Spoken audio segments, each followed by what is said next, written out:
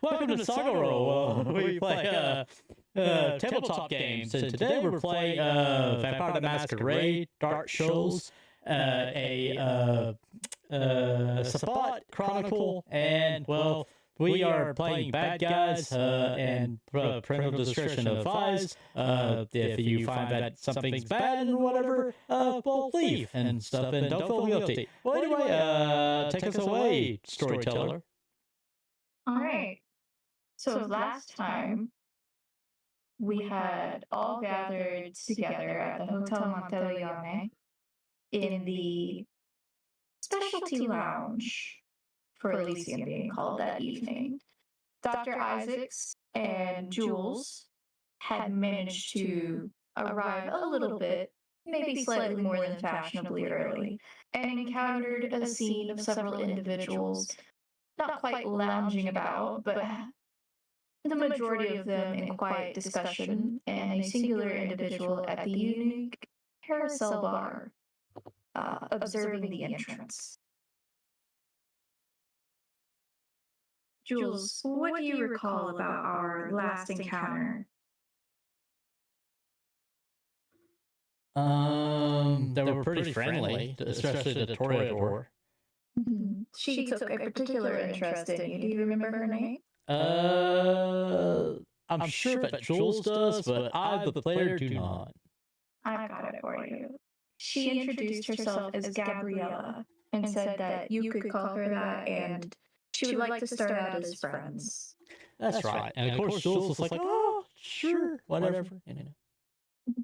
And then she went through introducing each individual who was near to the group where you were still standing. Dr. Isaacs had begun to make his way over to the carousel bar, where the familiar grinning face that both of you met earlier in the evening and Dr. Isaacs had run into previously at the library sat. She introduced a gentleman with well-trimmed facial hair, dark hair. It seems probably maybe mid-length. You would imagine probably shoulder length, pulled back neatly. And his eyes are moving around the room and occasionally resting on the individual speaking with him. She introduced him as Prince Marcel Gilbo of New Orleans. Next to him was the woman of similar medium tone, with dark hair, long dark hair, pulled back into neat dreadlocks from what you could tell. And they kind of spilled over her shoulders. And she wasn't in quite as fashionable attire as the prince was, nor the woman on your arm at this point. But she was still well-dressed. She was in a button-down slacks, and you noticed that her shoes held a little bit of dirt along the bottom, though they had been well cleaned. She was introduced as Martine Marvaux. Next to them, partially leaning against the wall, was a portly individual with lighter colored skin, wire rim glasses, and balding hair, you could tell. More gray than anything. He gave you a nod and acknowledgement, but seemed to be more listening to whatever Martine was speaking with Marcel about. He was introduced as Horace Smith, the Malkavian Primogen. Martine was introduced as the Gangrel Primogen for you. And then at the bar, Dr. Isaacs was midway making his path there.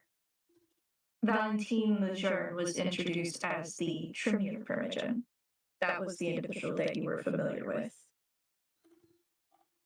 Dr. Isaacs and Mr. Lejeune entered into a more private conversation during the time that you were on Gabriella's arm, and she told you that while it is nice to be fashionably early, you were maybe a little bit earlier than they had anticipated anyone else showing up for. And that's when you and Dr. Isaacs made the realization that you were here about 30 to 45 minutes early instead of 5 to 10.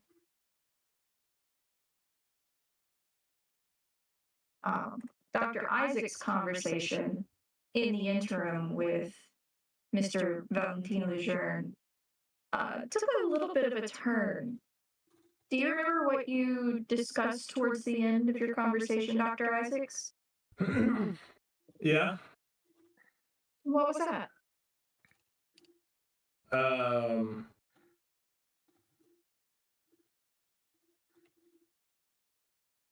I know it had to do with clans. Yes. I think I was inferring what clan I belong to from him. Indeed. Let's just say you left some breadcrumbs, and he picked up on them rather quickly and began to press you with some more pointed questions when you were trying to leave details out.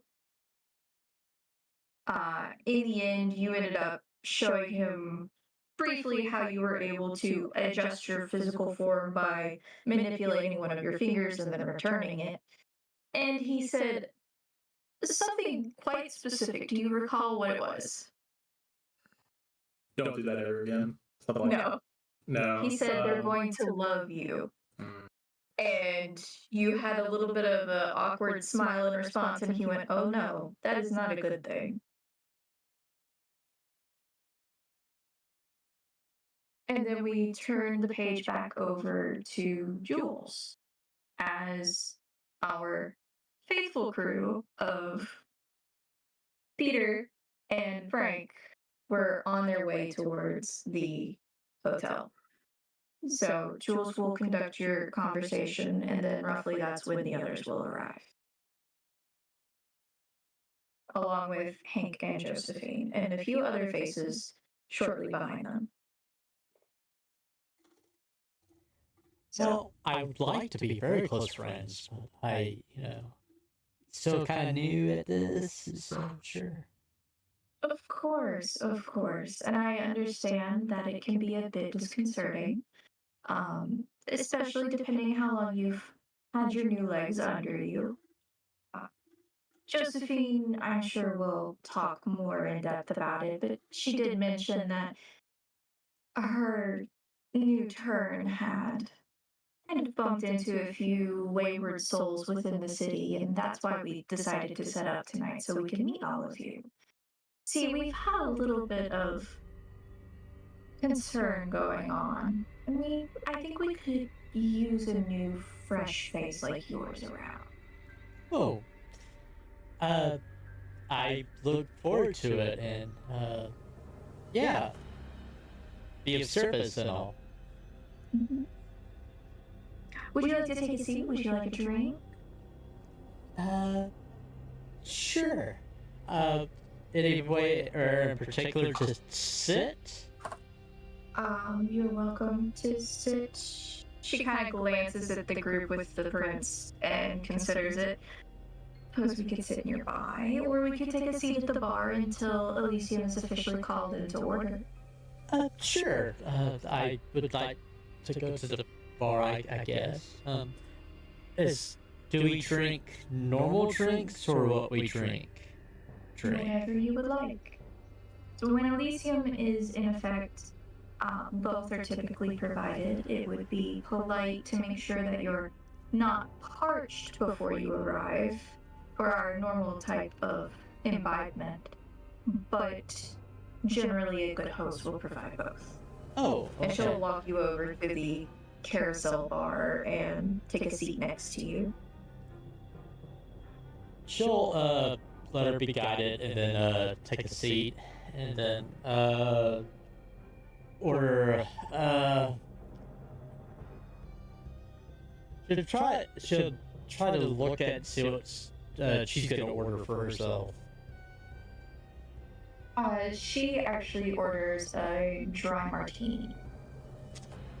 Jules will order the same. Take it like trying to mirror her, so you know. She'll raise it for a small toast with you. And she'll say to new faces, and then clink her glass against hers. To new faces and hopefully new friends. Indeed, new faces and new friends. So I work with most of the art district, I assist with the general museum curation. I was assisting with part of the university and the new wing that was going in, but it seems I unfortunately had a little bit of miscommunication, and you can see her eyes kind of cut across the bar to Valentine, who is smiling but speaking more with Dr. Isaacs than looking your way. And she returns her attention to you.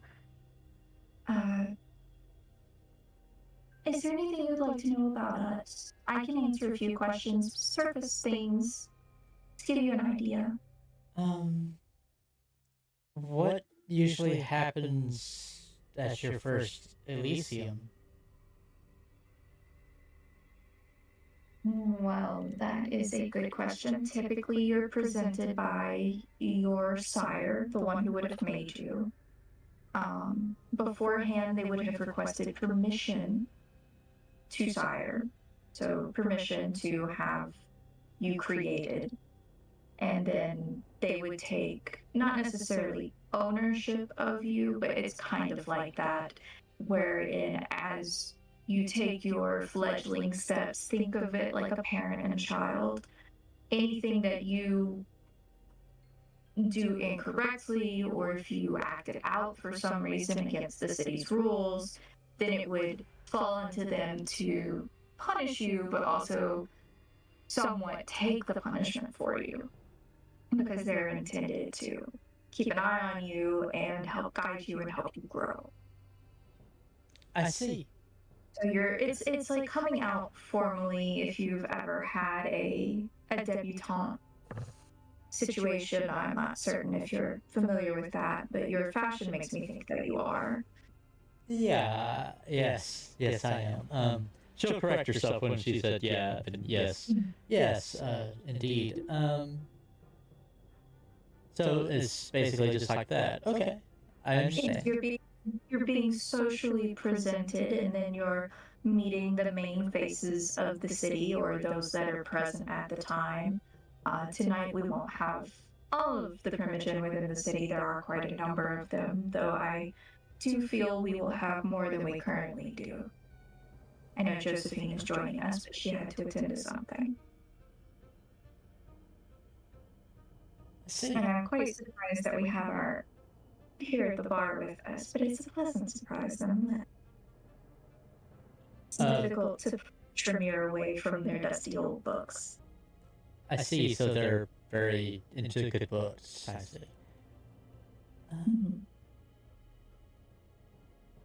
When we greet the prince, do we curtsy and bow, or do we call him my lord or something?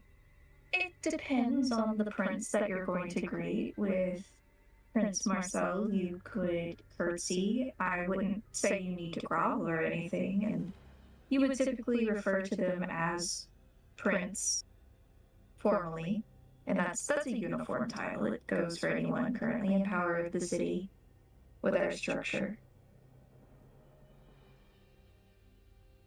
So if we were to say that someone, a feminine presence took hold of the city, they would still be referred to as prince. I see. Has he been the prince for very long? She gives you a smile and kind of reaches over to pat you on the elbow gently and just goes, I would say so. If you don't mind me asking, how old are you? Oh, I am. I need a character to look up how old she is in real life. Oh, I am 23. You are quite fresh. Yeah. And you see, like, there's a little bit of a. It's not sinister in nature, but it's almost like she sees you in a slightly different light. Like, she sees you that you are just very fresh, very new face. Kind of like one would look at maybe someone almost fondly, even though she doesn't know you. It's one of those situations of where there's something that just stood out about you that she realized that kind of endeared you to her a little bit. Yes, our prince has been over the city now for, oh goodness, a couple of generations in regards for you. When you say a generation, do you like how many years do you consider a generation? Because I consider a generation like 30 or 40 years. I feel like that's reasonable, yes. Let's. She's gonna lean in and whisper to you. Not to bring up age or anything like that, but he's been here quite some time. You could say probably 3 to 4 generations easily, as seeing over the city. He's been here before that. Still not doing the math in her head. I see. Okay. If you go on the low end, it's somewhere between 90 and 120. Okay. For heading the city. Have you been in the city for very long? I've lived here a good while, yes. I lived here when steamboats were more popular. I lived here when vessels used wind to fill their sails only. I see.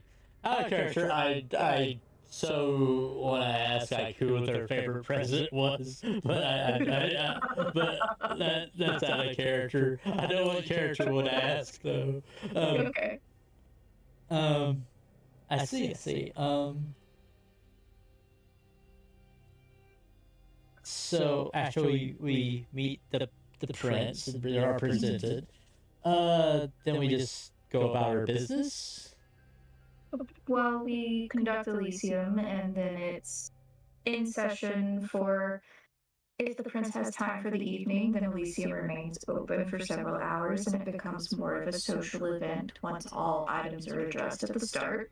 And if, unfortunately, say the prince is unable to stay the entire evening, typically it will continue to run for a little bit, but no official inquiries will be made at that time. It's much more rubbing elbows and business afterwards that's between individuals. If it's a city affair or something that has to take place with the prince's input, it's addressed immediately. I see. I don't know if I have any other questions for you right now. But I'm sure I will have other questions for you. Of course. And she'll smile, and her smile meets her eyes. You can tell that Gabriella at this point seems genuine with you. She's definitely a well-practiced socialite, but you feel like she is currently being genuine with you, Jules. Cool. I'm sure she's gonna taste fantastic when I diablerize her. Oh, those are some memories. You'll have an interesting time if you make it. She's going to twist around a little bit so that she is partially facing you, partially facing the others as the carousel is slowly winding around in the center of the room. And as you pass by, and your gaze will brush over both of the doors as well as the seated trio at the wall, you notice that Prince Marcel is still not exactly giving direct attention to the two with him. Occasionally, if Martine needs like an affirmation or something, he will make eye contact with her and either nod or shake his head. But she appears to be doing most of the conversing over there, whereas Horace is standing near them, still leaning against the wall, and you see that he is very slowly nursing a drink in his hand as he's watching just the area overall. It doesn't seem like his eyes are particularly fixated on one point, but you get the odd sensation that he's seeing the entirety of the room in a way.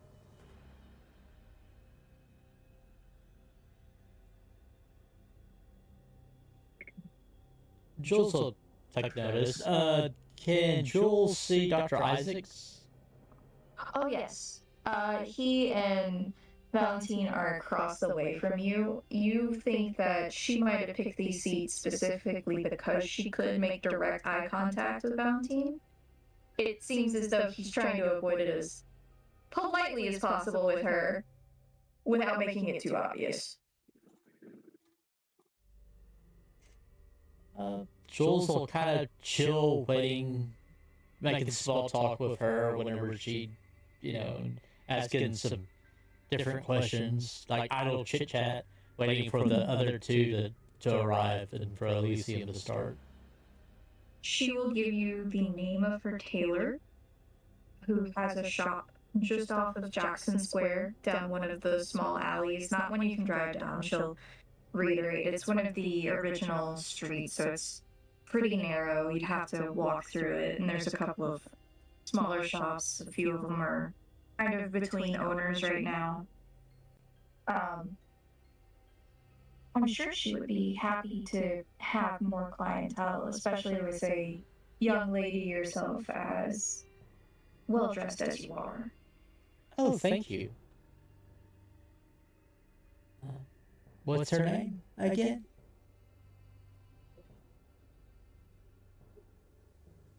Madeline. Madeline Harris. Madeline Harris. I won't forget it, and thank you very much. And she runs the Amber Closet.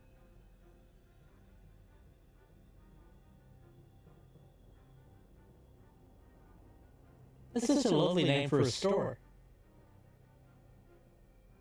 Well, she was quite fond of the stone. So, once she finally had a space of her own, she dedicated a little bit to it. There's also a very nice gem store nearby, which has polished and unpolished and rough cut stones in it. I think you would enjoy taking a look at as well. They do custom jewelry as well. I see. It's not off the same street, but it's one or two around there. I could show you sometime, perhaps. Sure. I would like that. Perhaps next week? Certainly. And she will motion to one of the bartenders, and he'll come over and hand her a small pocketbook from underneath the bar. She opens it and hands you a card. She'll take it and then look at it. Does it have her contact information? It does. It has Gabriella Montoya on the front. There's very minimal details, but it has a phone number. Awesome. She'll smile, and it's a genuine smile, and then I imagine you have a small pocketbook with you too, so you'd easily be able to put it away. I'm sure Jules has her purse with her. Yes. So she'll put that in her. Yeah. That's the only thing out of character. That's the only thing I can think to talk to her about for right now. Okay. Trying to keep it, formal as I can. Yeah, she's definitely still very formal, but she's also trying to, you think, maybe gauge your response on friendly conversation and how well you handle it. You can tell that every piece of this, though she has been polite and intends to be polite with you, is also definitely not necessarily judging you, but taking stock of how you respond. Like, you notice that she noticed you correcting your yeah to a yes earlier. Okay. Also, how does the card looks really good, right? Like, very formal. Yes. Right. She will pause and look at it before she carefully puts it in her pocket, puts it in her purse. It is a high quality stock. You can tell that there is a little bit of a texture to both the front and the back. The letters are actually slightly raised and embossed very neatly with what looks to be there's no running on the card whatsoever. an almost reflective black ink. And you can tell that her name is probably a very stylized version of her personal signature. Nice. I don't think Jules would have cards. I just don't know. No, I would say probably with your family business, you don't really tend to carry personal cards. You know that she's more of a social figure, so she probably has standing as an owner of local art stores and things like that, so that might be why she has them. Okay. When I say next week, it'll probably be sometime around. Out of character, what's today? Oh, I had everything but that. Oh. Give me just give me a moment. I just have to add the days that it's been.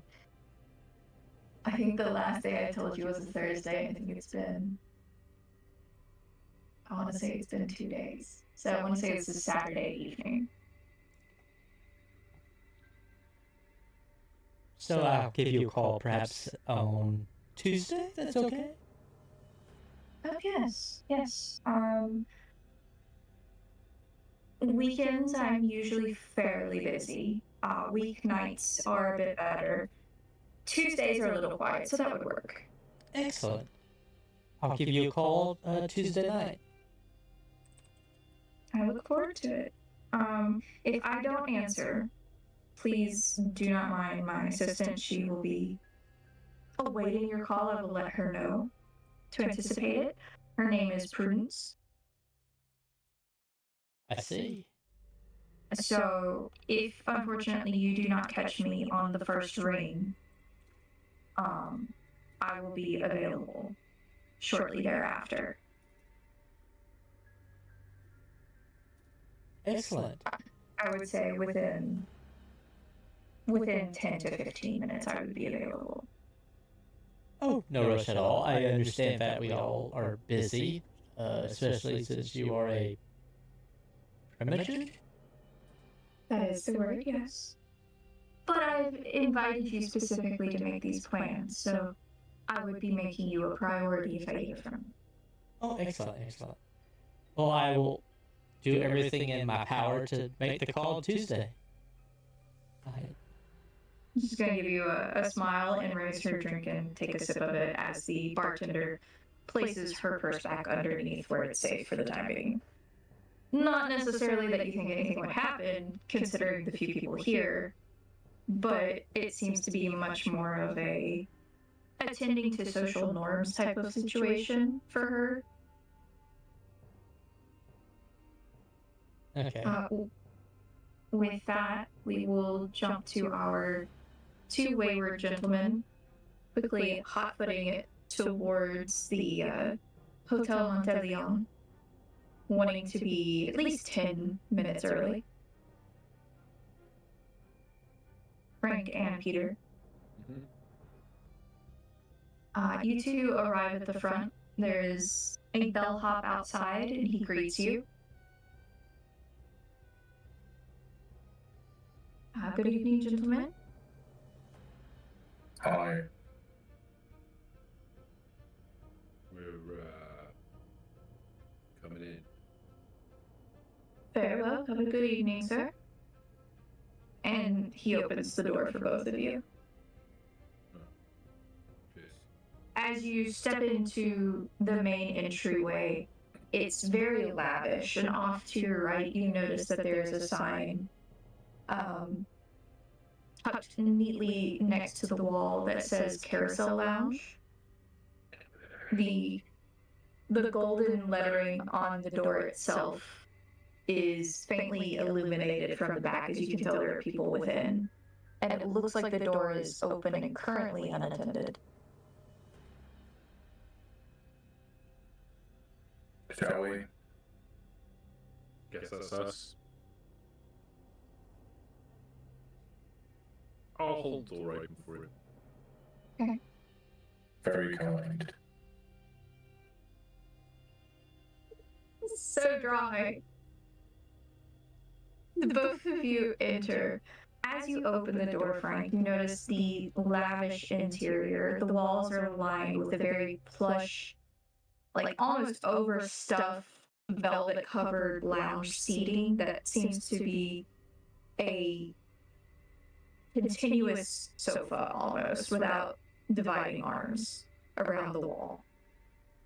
In the center, you see a quite nicely stocked bar slowly rotating under what looks like a canopy draped from above the ceiling that mirrors that of a circus. Though the colors have been toned down a little bit more to a deeper crimson red instead of candy red, and instead of a bright sunflower yellow, it is golden accents. This is a bit much. You notice Dr. Isaacs seated at the bar with a gentleman, and Jules seated at the bar across from them with a very stunning woman. And then to your left, where the two of you stand, between your door and a secondary door, it looks like, are a group of 3 people. A gentleman sat in the center. You can tell from first glance that he seems to be the focal point of the other 2. The woman speaking with him is Martine. She's got a little bit. If you had to put your thumb on it, she kind of reminds you a little bit, Frank, of Peter in a way. She's dressed up well, but you can tell that her type of dressing up doesn't match here with the others present. And then there is the portly fellow, probably on in age compared to everyone else here in his current dress, keeping an attention to the room, but he's still invested within the conversation going on next to him. I'll walk over to Jules.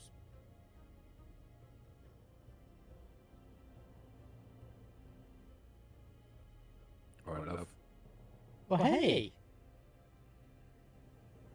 What's going on? Oh, I'm just, Just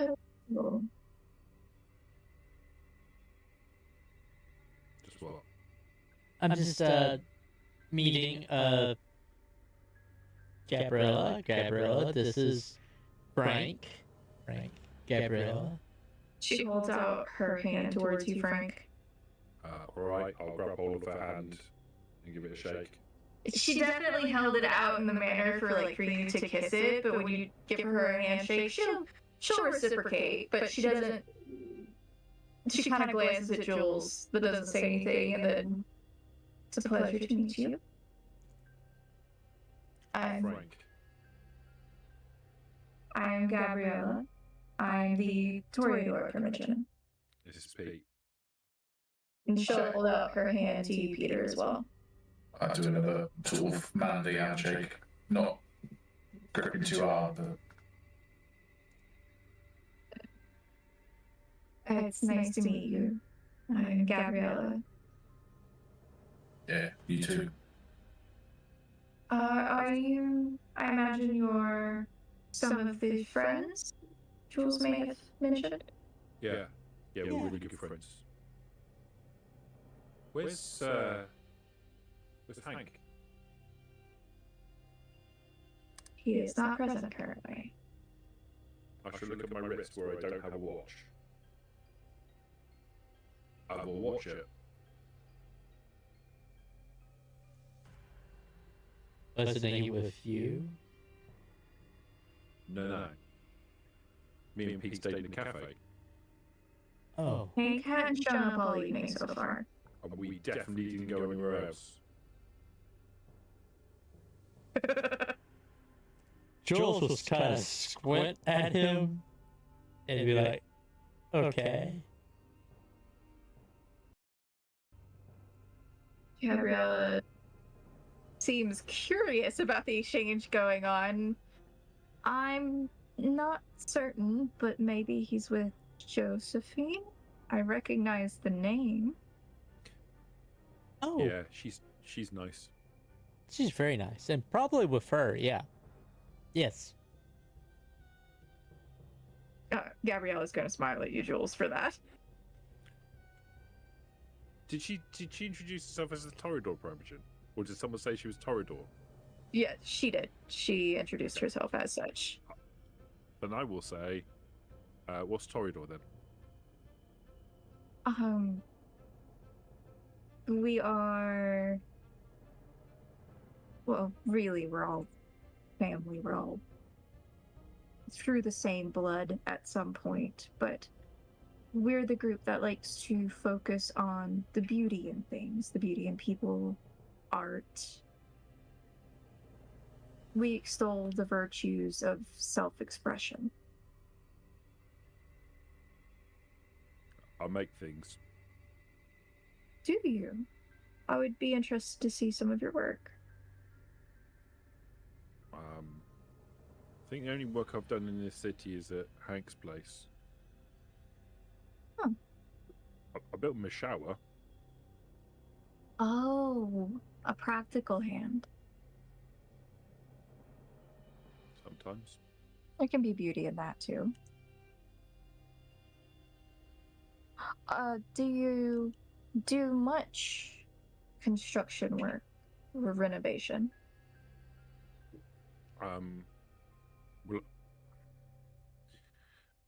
Well, I was a welder before, Mm-hmm. but I've always been practical, so I've been, like, since I've been in the city, I've been doing a bit of work for Josephine and for Hank, so yeah, I guess. Okay. Well, I would like to see what you're capable of, and then maybe I could give you some more work. When you say, sorry, just to clarify, when you say what I'm capable of, do you mean in what I'm good at making or what I'm good at breaking? What you're good People at seem making. to be interested in both of those things. I would be more interested in what you're good at making. Okay. Sure, we can. Yeah, I can do that. If you've got stuff you want fixing up, I can do that. She'll give a polite nod, and then kind of glance to Peter. How about yourself? Am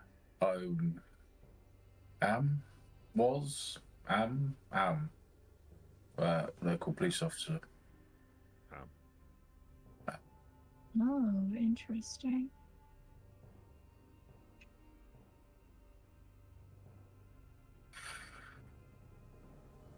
Yeah, it's all a bit new and weird, really. Yes. Not sure if I'll be able to carry on doing my job. We'll just have to wait and see, won't we? Something that we all have to address at some point. Doesn't mean you can't do it again somewhere else or down the line a little bit. Yeah, I was pretty good at it, so it'd be a shame not to carry on doing it. Are you more the type for investigation or footwork, or what was your focus? Deal with bad people.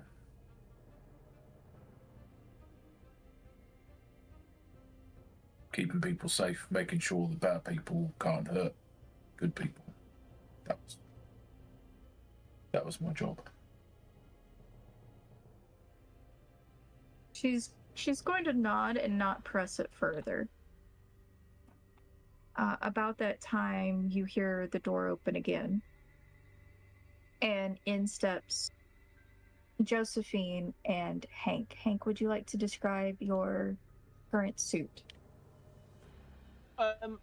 Yeah, sure. I guess Josephine's picked out a suit for Hank.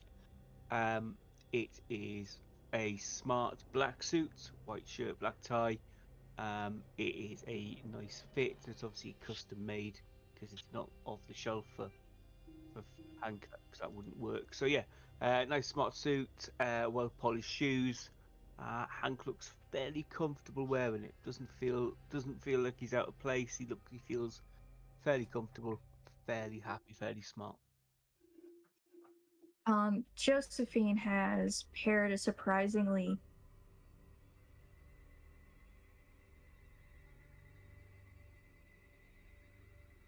bright colored. Apologies, I had an alarm in the background and I was trying to turn it off really quick. A surprisingly smart but brightly colored dress to complement your very traditional black and white ensemble. She's got a lime green mod style dress without sleeves, whereas the top is up into a small lipped collar, and it's kind of like a cream colored white, and it comes down to form just a block of white all the way down to the base in the front. It's very form framing and complementing without being revealing.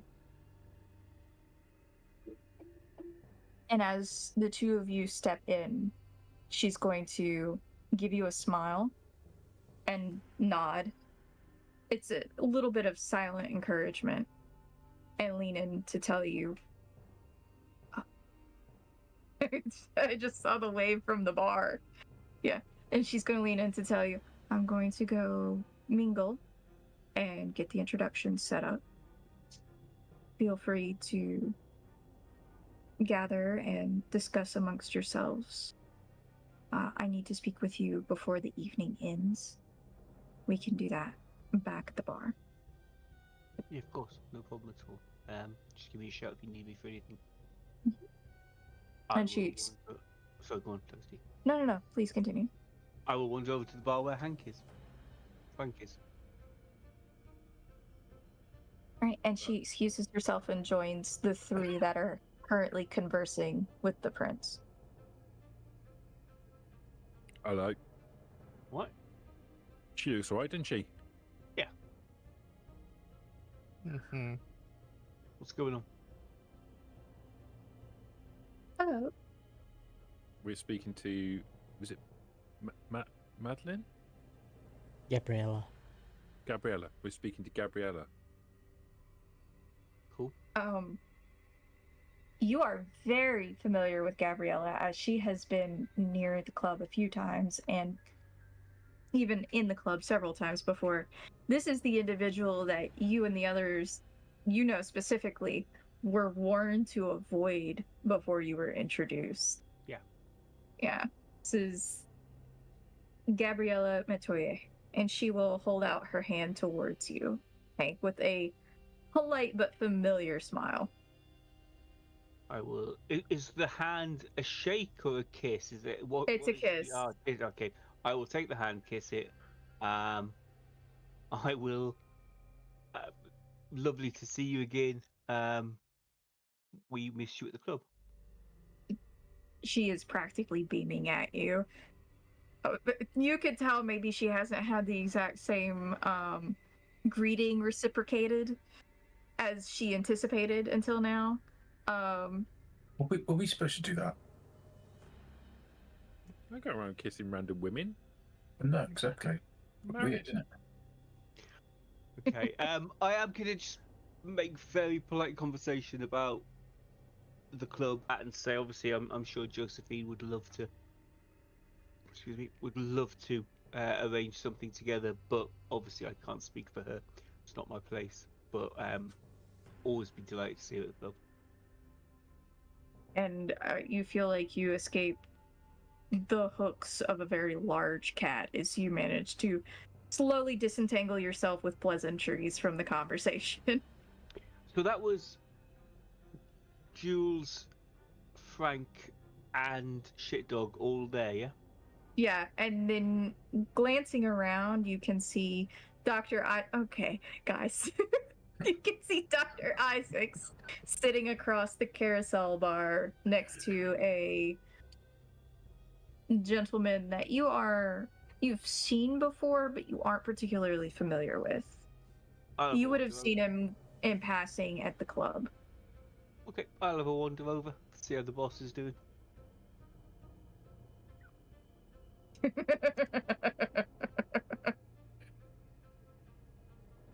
This is about the time that your previous conversation has just wrapped up, Dr. Isaacs. And you have just killed your entire drink as Hank is walking over to you. Hank, that is the that is what you see as you start to make your way over, is a little bit of muted conversation between the two inns, and Dr. Isaacs just kills his whole drink. Cool. Are they at the bar? Yes. I will get myself a drink and whatever. I'd say to barman, whatever the doc's just finished. And glance at. I'm guessing it's the Tremere. Yes, barman this she's talking to? correct. This is Valentine. I will glance at him and gestures if he wants a drink. He will smile and raise his own, and you notice that what he is having is what the doctor was having. 2 of those, and I'll have the same. All right. You are quickly served a high quality but quite strong bourbon on the rocks. You alright, Doc? Yeah. I'm peachy. Good stuff. Valentine has a polite smirk on his face. I will introduce myself. He'll hold out a hand to shake. I'm not kissing that one, no. No, it's to shake. Valentine, bonjour. We've seen each other about, but I've never made it my business till now. Hank Marvin, nice to meet you. Likewise. You do recognize the name. You would recognize him as the Toreador, sorry, the Tremere Primogen. Okay. Which... And I will stay make polite chit chat with the doc if he's up for it, because he looks a bit ashen at the moment. Yeah, sure.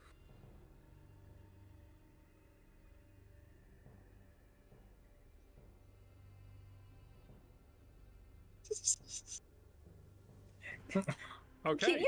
So that's Hold on. I need to know. Yeah, there we go. I need to know what the doc's body language is currently saying versus what he's actually saying. Are you trying to portray something that you're not feeling? Are you trying to be calm and you're feeling anxious, or are you just showing you're anxious? Yep, nope. I'm trying to be calm, and I'm asking you to please help with my body language. Okay. Do I get that at all, Toasty? I would say, let's see. For the doctor, I would say a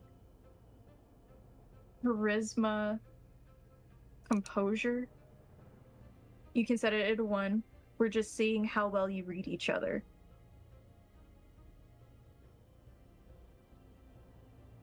And then for you to read him, please give me a wits insight.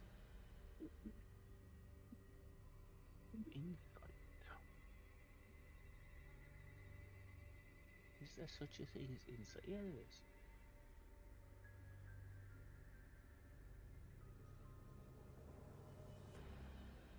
Difficulty 2, yeah? You can put it at 1. We're just seeing how well you read each other. Oh yeah. The doctor is attempting to put on a brave face, and this is the equivalent of when he ran to the garage the day before and yelled, "I need, like, Hank and Frank," type of situation. There's something going on, but you don't know quite what. If he'd have said I need Hank and Frank, it would have gone very differently. Sorry. Yeah. Need Frank. Is Valentine still hanging around? Oh yeah, he's sitting Yep. right beside the dock, having a leisurely drink with him. Okay, I'm just gonna put my arms around the doc, or an arm around the doc's shoulders, and say, "I've got someone you really need to meet. Josephine was keen to meet." And then I will look at Valentine and say, "If you would excuse us." Certainly. Could you give me a manipulation subterfuge, please? I'm gonna keep the DC hidden, so just give me out of 1, and I want to see how many successes you get.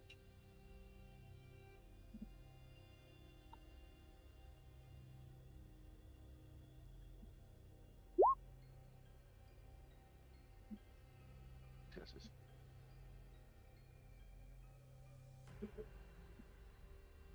He's gonna smile and nod. It was nice to see you. We'll, of course, talk more later. Dr. Isaacs, Yes, sir. have a good evening. You as well. I will lead the doc away to a random person. I just need him on the other side of the room from Valentine. It is mostly specifically your group at the moment.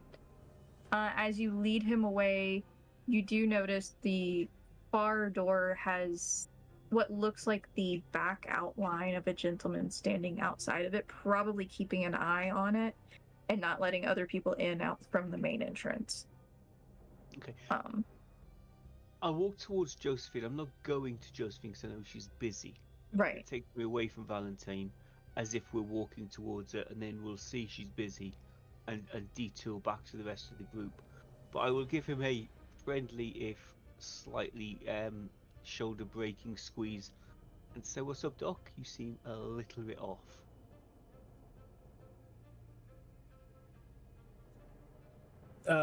That's the guy that I met at the library, and I owe him a boon, and I'm just imagining like the heated whispers right now. But that's the guy you owe a boon to. yeah. I still don't know what a boon is. I think it's like some kind of favor. Oh, you know very well what it is. Like some kind of favor, but worse. Yeah. What kind of boon did you say it was? A moderate boon. It might put you out a bit. It's not going to kill you. That's good. I will say this. From what you read earlier, you can tell that that is part of the issue. There's probably something more, but that's what the doc is giving you. It's a moderate boon, Doc. I wouldn't lose any sleep over it. You'll be fine. We're a pretty resourceful group. What's really bothering you?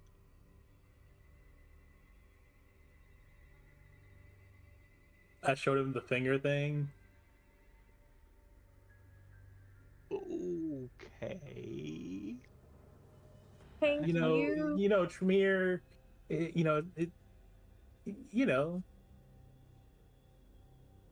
Hank, you are well aware enough that because you've been with Josephine as long as you have, because you had a little more preparation for turn, you understand the implications of this. Okay. I was hoping maybe he could point me in the direction of their group of people that could do the finger thing. I think we met the people who can do the finger thing. I think he's called the gardener. Yeah, but I was hoping there would be one over here. But he moves in different circles to these people. What did he say? What? He said they'll love me. Yeah. Okay. That seems to be the thing that's bothering him, that he said that they would love him. Did you tell him about the gardener? No. Are you sure? Yes, I'm sure. Krista, I did not tell him about the gardener. Stop.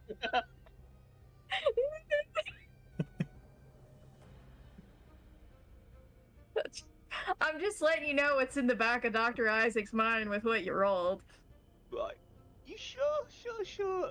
Yes. I definitely did not tell them about the gardener. There were no gardens mentioned at all.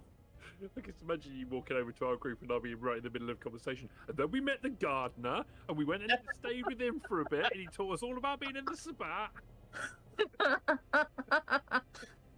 So, you didn't specifically say the gardener.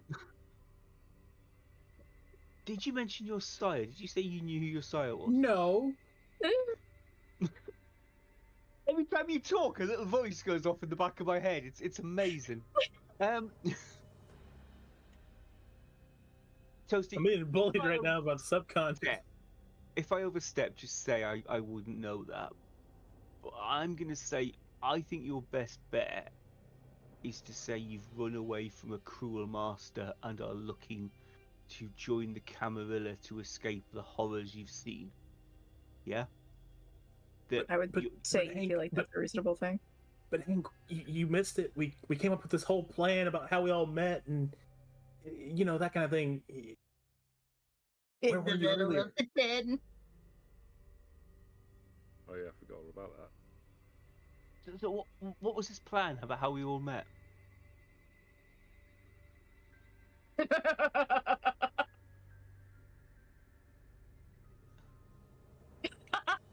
I've lost Ben audio. Is anyone else? Or is it just me? Or is he just literally not saying anything? He's not saying anything. I think he's thinking. He's thinking.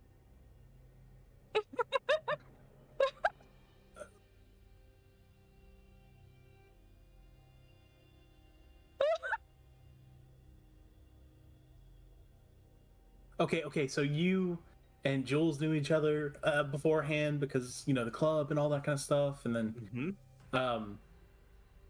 Frank busted his hip or something like that, and I helped him, because I'm a doctor, and Yeah, that's cool. Yeah. and then Peter was there for some reason, and we went to the strip club, and that's how we all know each other, and Okay. But before that, yeah, that's why you've come to New Orleans, yeah? But before that, I was a doctor in New Orleans. Does he know that? He works at the school that I graduated from. But he doesn't know when you were turned, does he? It's not like you got a date stamp on you. So let's say you were turned 50 years ago to a cruel Zamisi boss, yeah? Okay.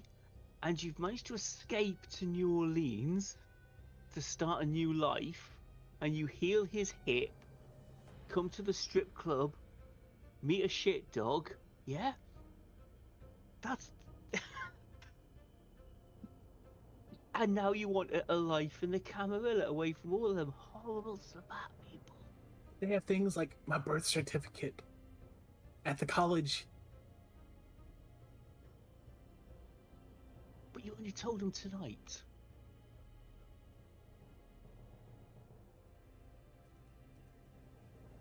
So we might be able to get around it.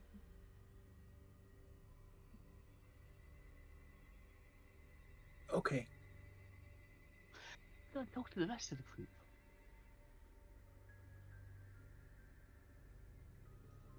And by the rest of the group, I mean Jules, because I doubt with all my heart that either Frank or Pete are going to have anything useful to add to this. in It's any way, surprisingly shape, or deep. I didn't realise how deep it was going to be. I thought it was going to be maybe 50 feet, but no, it was really deep.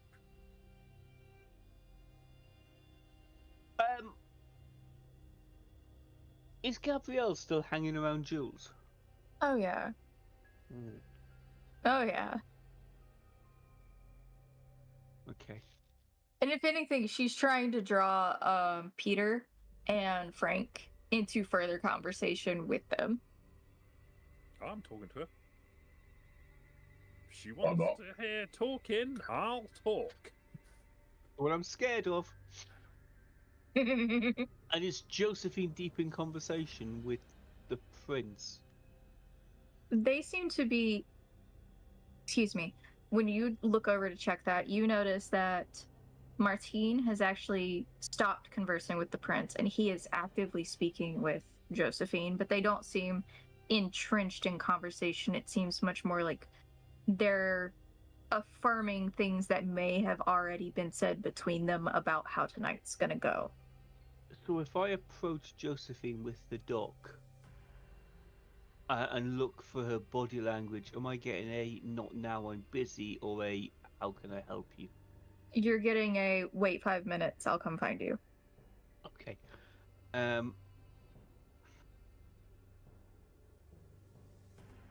I'll give her a. It might be better to be 2 than 5 look, and head off to I think I'll head off to join the rest of the group.